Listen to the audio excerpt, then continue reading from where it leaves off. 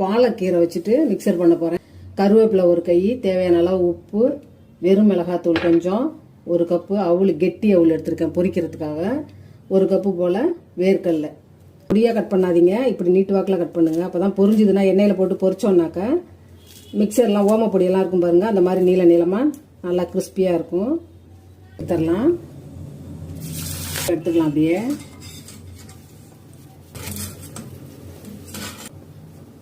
பாலக்கீரையை பொரிச்சாச்சு, மிக்சருக்கு ready ஆயிடுச்சு. வேர்க்கடலையும் பொரிச்சாச்சு.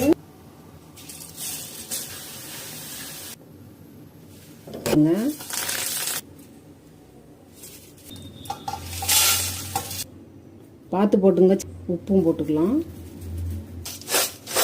நான் கீரையும் சேர்த்துறதுனால உடம்புக்கும் ரொம்ப நல்லது, நல்லாயிருக்கும் கிறிஸ்பியாக.